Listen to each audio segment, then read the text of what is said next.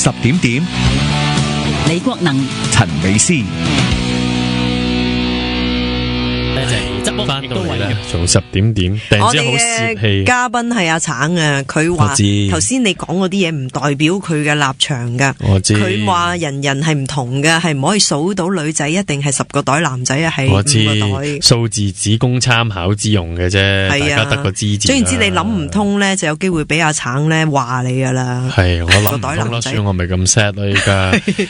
咁跟住執書啦，不如我哋執書啊，咁真係好蝕底喎。係啦，執書本嘅話，應該係點樣去清理咧？喺個書架裏邊，其實就通常都唔會再翻睇噶啦。係噶，係啊，尤其是咧，就係我前幾年讀書咧，咁即係你就會覺得咧啊，呢啲文章又幾好，嗰啲文章又幾好，好似好實用咁樣，不如 keep 起佢啦咁樣。咁然之後咧，就即係其實印咗出嚟做功課咁樣咧，咁你 keep 咗堆紙喺度，咁其實肯定你就會覺得咧。其實有時有啲文章上網都揾得翻嘅，係啦，咁係寫低個文章個名就得啦，唔使 keep 成篇啊，唔使啊。有時即係你如果你 keep 喺 hard disk 都嫌嘥位啊，係啊，因為越儲越多個 hard disk 都會爆噶嘛。係咁，但係其實如果你話以前讀書嘅嘢咧，基本上咧即係。你都唔使嘅，有時係咯，同埋又懶係 keep 住啲功課咁樣。係，其實功課都有嘅，都 keep 你就會覺得咧。但係最近呢，我有一啲大學同學咧就執屋啦，就突然之間揾到一啲大學年代嘅功課，突然間覺得好有價值咁樣。我睇到一篇以前嘅作文啊，或者以前嘅一齊小組做嘅一啲功課啊咁。咁然之後就有人問咯，有冇人有我哋個 course 一齊 syllabus 啊？咁因為我哋以前讀嗰個 course 咧，而家已經轉咗做第二個，咁就冇翻同一樣名嘅一個課程，咁點知一個都話，哇搬咁多紙屋，咁然之後就 keep 住呢啲紙咧，咁啊梗係已經抌咗啦。咁好多人都會覺得紙就係盡量唔好 keep 嘅。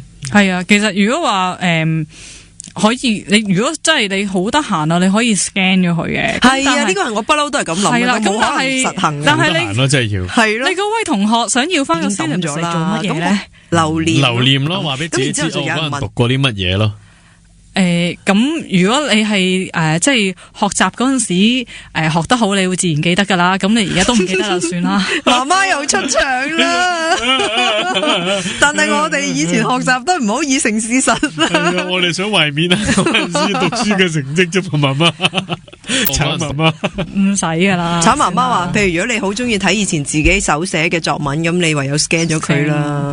即係得閒喺，其實紙張都會變黃嘅，同埋有時你都爛，會有書蟲噶嘛，真係。係啊，我哋呢個就係避免屋企有小昆蟲嘅另外一個好方法。小說嗰啲咁點咧，即係我中意嘅時候，我真係會買噶。係啊，睇完之後其實咪又可以再賣翻出去咯，或者係又捐咯。呢個喺二手嘅小組度都比較受歡迎啲，交換書睇都係一個好好嘅習慣。係啊，有時有啲組織都有飄書啦，或者係即係一啲係出版社都有啲收書再去賣啊，即係啲書局啊、出版社啊嗰啲。其實最好就係租書。借書啊，係借書唔係租書，係啦，圖書館有好多呢啲咁嘅借書服務，同埋好新，同埋問朋友借啊最好噶啦。係我成日都問你借書係咯，自己又唔使買。係啦，睇下你屋企有幾多書，你就知啦。你睇下個位就知啦。咁好啦，要執書，咁我哋點樣決定呢？小說全部都掉，係要掉嗰陣點決定呢？本可能好中意多書，你就知啦。但係唔會再睇啊嘛。咁其實有時好易。決定呢？而家真係網絡世界都好神奇嘅，有啲係網上會睇到有得睇噶，係啦，有啲窿路係會有得睇嘅。有借啊，最好噶啦。咁有好多方法啦，包括你自己有啲電子書嗰啲。係啦，如果英文書咧，就其實電子書都應該有嘅，大部分都有嘅。係啦，咁而家咧，譬如假設我買一本書啦。我會之後不斷借俾朋友，可能借咗大半年都翻唔到落我度噶。係，我都係咁樣噶。係啊，咁就唔見咗本書，好嘢。咁但係你又睇咗，但係你又睇，又唔係垃圾。但係你要俾錢喎。咁又咪抵咯？人哋要付出，你俾一個錢睇嘛，五個人睇咁樣。之後你係想睇噶嘛？係啦。咁所以先睹為快啦。其實係我覺得一個，如果即係最後會發覺，其實你共享一啲資源咧，都係可以幫助係即係減少一啲物品嘅。咁呢個真係要重新思考過先得喎，因為即係我有好多本書都好中意，然後我又覺得哇嗰陣時好中意，即係因為好好睇，咁好好睇梗係想擁有佢噶啦嘛。咁但係其實俾咗人就令到嗰個好好睇分咗俾好多人都可以感受到嗰本書嘅好睇咁樣。係啊，例如我即係譬如我買咗本書之後借俾人，其實嗰個感覺資源咧都係有㗎，本書都係我㗎，不過只係唔喺我屋企出現啫嘛。係佢有一日翻到嚟就翻嚟啦，翻唔到嚟就算啦咁樣。隨緣啦，係。跟住另外一個旅遊書，啲旅遊書點抌啦，我 outdate 噶嘛。第一就唔使買啦，問人借，本身唔好買。係啊，本身其實唔使，你一定問人借到㗎，好易借。同埋借完之後咧，你發覺你都係 save 晒啲。想去嘅地方可能喺電話，係太重你都唔會拎，你唔會帶出㗎，好少啦。而家你地圖嗰啲，你電話都有啦，同埋你網上面即係好多旅遊資訊，係好多旅遊資訊，所以我啱啱即係都去完旅行，都係唔需要冇帶旅遊書嘅，冇係啊。男士們嘅漫畫咧？我哋一陣間嘅嘉賓黃獎咧，佢就即係租個倉嚟收起2大套漫畫啦。漫畫咧係會變黃嘅，係同埋唔知係咪真係會睇，但係就成套好似好有價值係噶，又型咯，擺喺度。我有晒成套咁樣咯。係啊，咁咪留，即係可以留。咁如果真係好多套，咁咪硬係有啲會，即係唔會讓。每套漫畫都 number one 噶嘛，咁睇下會唔會有一啲真係冇咁中意嗱，即係如果有一個人即係屋企，佢係佢好中意漫畫嘅，其實係可以 keep 嘅，佢擺得靚咧，唔係話就咁堆晒喺地下啊，好亂咧，其實係 OK 可以 keep 嘅。咁如果佢都係覺得佢係有需要去減少，咁你睇下有啲咩唔係好中意，咁又係有漫畫 group 噶，Facebook 又可以去你去賣噶，同埋你都仲有好多地方收漫畫嘅。咁我知啦，對住阿判官咧，就算你話你係好中意漫畫，你都有位 keep 咧，佢都會問下你嘅，會問有邊度冇咁中意嘅，係啦，幾耐冇睇。同埋判官唔係惡嘅，同埋媽媽嚟嘅，媽媽都有柔情嘅一面嘅。只要你可以乖乖地收得好地地咧，媽咪係會俾你留低啲嘢嘅，即係除非你係執到周係呢一個，我哋先至需要去執嘅啫，係咪咁嘅意思咧？都係，其實咧，通常我即係你哋覺得好惡啦，我要澄清，其實唔係。哎呀，講笑啫嘛，效果嚟嘅。但係我哋驚喎，真係。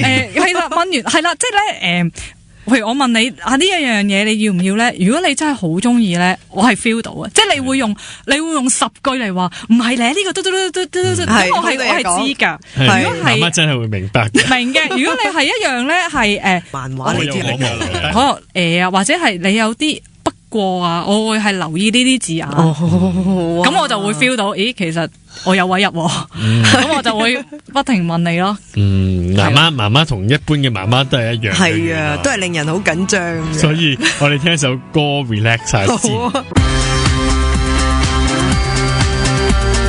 從10點，陳美詩、李國能。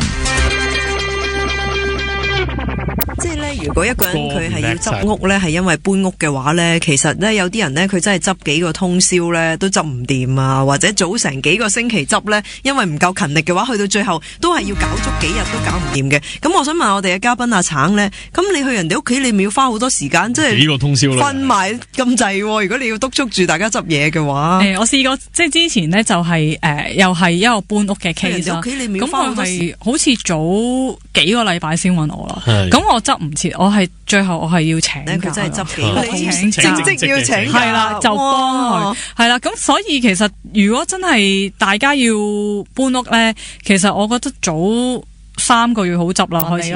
哇！我都未聽過人早3個月執噶。因為咧，如果係到時你即係一路接近搬屋咧，其實你仲有其他嘢要煩啦。咁你唔得閒執嘢噶啦。咁你因為其實頭先都即係分享過，除非你所有物件你係抌晒落垃圾桶，你唔理。如果你係要即係佢 proper 地處理咧，其實你都係要嘥時間。即係你咧去捐又好，賣又好，送俾朋友都好，其實你都係要時間，你都要安排。係啦，未必話即刻可以做到。咁所以搬屋咧開始就越好嘅。係啦，咁所以其實未雨綢繆好啊，臨破先嘅掘。係啊，但係咧，我諗咧好多時有啲朋友除咗你頭先講過嘅唔同種類嘅物件要執之外咧，可能女士咧會有好多精品類嘅嘢咧，都係唔知點樣執㗎。例如有啲人就中意儲下啲香水樽啊，又或者中意儲下呢樣儲下嗰樣，唔係真係認真地儲，樣樣都有啲，跟住樣樣都唔捨得咁樣㗎。係啦，咁就要睇下佢哋即係儲呢一啲嘢係點樣擺啦。如果你真係揾個 display 櫃好靚咁樣擺晒啲香水樽咧，咁我都信你係中意嘅。咁如果你揾個盒塞埋，即係不見天日嗰啲咧，咁我又會問咯。其實即係你知唔知自己儲咗幾多㗎？係啦，即係我會叫佢將同類嘅嘢拎晒出嚟擺埋一齊擺。咁你就即係睇到個量有幾多咧？咁其實都會嚇一嚇自己。如果你揾個跟住再揀，喺個堆嘢嗰度揀咯。但係當執晒出嚟之後，你會幫佢哋處理埋佢啊？定係要主人自己處理翻佢呢啲唔要嘅嘢？睇下兩樣都可以嘅。有幾多咧？係其實即係譬如你話有一次即係執個衣櫃，執半個衣櫃都用咗4個鐘，咁啲嘢又擺晒出嚟張床或者四周圍，咁咪翻唔到屋企咯？